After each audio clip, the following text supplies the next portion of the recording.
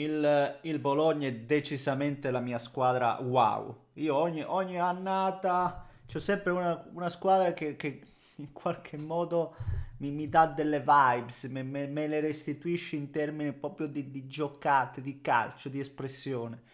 E quest'anno è senza ombra di dubbio il Bologna. E in realtà non è mica da quest'anno, eh. Però riuscirsi a riconfermare, sapersi sempre reinventare è una roba che, ragazzi, va sicuramente proprio ingigantita. Bisogna dare vetrina per quanto mi riguarda, per quel che nel mio piccolissimissimo posso. E invece la squadra tonfo sembra già essere chiaramente la Fiorentina. Fiorentina forse veramente ai minimi storici sta. È una situazione ben peggiore della Roma affidata, no, a Juric, ben peggiore, ben peggiore. Uno, perché a differenza di quella Roma non ci sono le qualità individuali, no? Che poi la Roma di Ranieri, che poi Ranieri riuscì a tirare fuori perché c'erano degli elementi. Invece la Fiorentina è una squadra che l'anno scorso io sentivo tifosi arrabbiati, ma l'anno scorso la Fiorentina ha fatto un signor campionato per quello che si aveva in rosa, ma non un signor campionato, di più, anzi, direi forse era la mia squadra wow, se andiamo a vedere, perché vedere Ken che fa 19 gol in Serie A, secondo me è una roba anche che difficilmente rivedremo, e nonostante io straveda per Ken, è sempre uno dei pochi che si salva, ma 19 gol mi sento di dire, sperando di sbagliare, sperando di essere smentito, che secondo me rappresentano più l'eccezione che la regola, secondo me. Però poi vedremo, perché se c'è un giocatore, ripeto, che ancora restituisce delle vibes, no? Lo vedi ancora vivo, è proprio lui. Ovviamente con altri numeri. Parliamo di tutto questo e prima, come al solito, vi voglio invitare a lasciare un like per che sto facendo? No, questa è la campanella che dovete attivare se volete seguire i prossimi contenuti. Stiamo arrivando alla partita, Milan-Roma, la vediamo, è come se la vediamo, quindi se non l'avete ancora fatto iscrivete per seguire i prossimi contenuti, trovate tutti i profili in descrizione, vi ricordo prima anche di lasciare un pollice in su per soddisfare l'algoritmo e per dare in qualche modo hype al video e vi ringrazio in ogni caso perché comunque siete clamorosi al netto di polemiche, di discorsi, di commenti. Poi ho visto, sto facendo anche qualche short ultimamente perché vedo che forse l'algoritmo li spinge di più, sapete, è sempre una questione ma lasciamo stare che è meglio. Dai, parliamo del calcio che è quello che ci piace.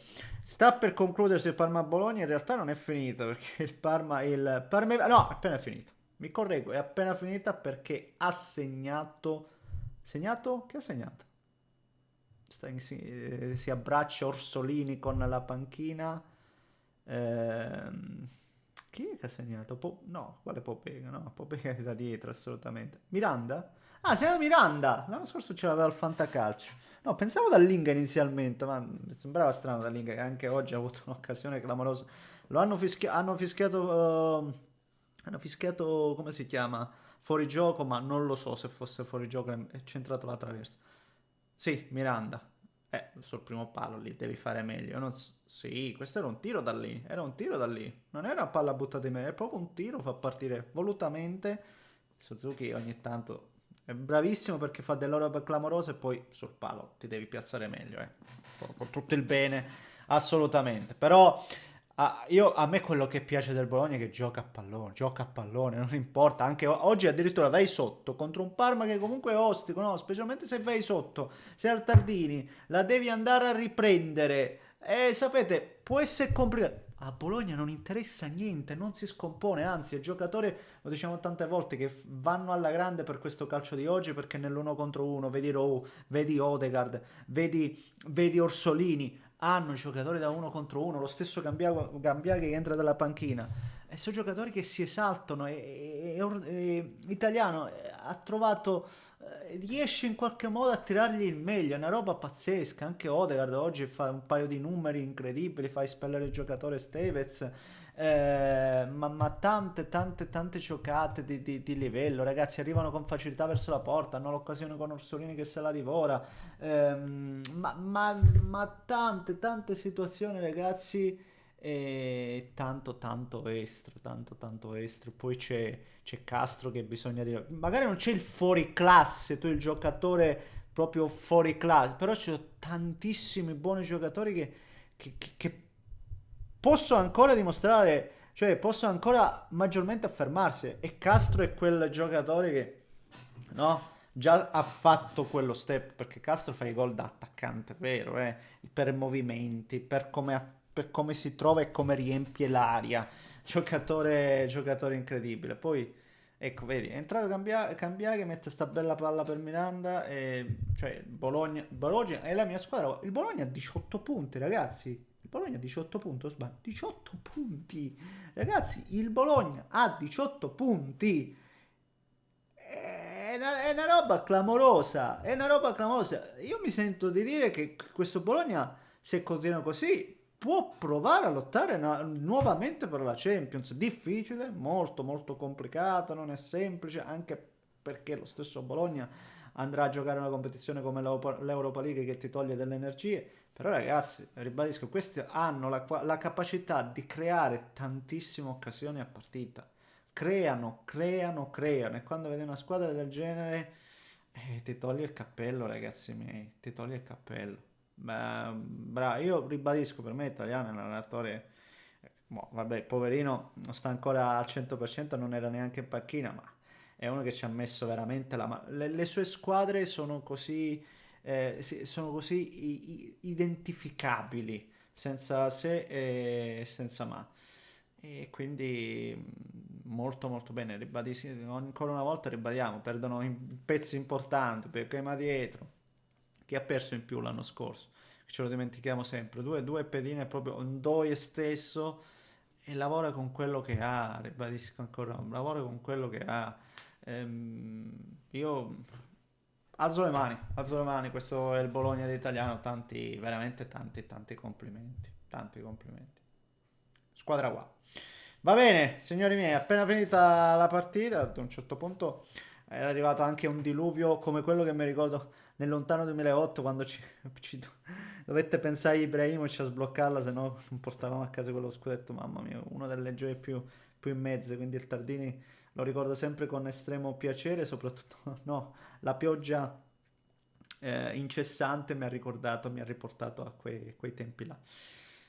Ribadisco, bene bene il Bologna, il Parma comunque i suoi punti, no, nonostante questo si parla, si dice i suoi punti li sta facendo e li ha fatti, ecco, quindi occhio, voglio il Parma la sua stagione la sta facendo ugualmente, però oggi, ribadisco, quando becchi sto Bologna qua è dura, è veramente dura per chiunque, c'è poco da dire, c'è poco da fare.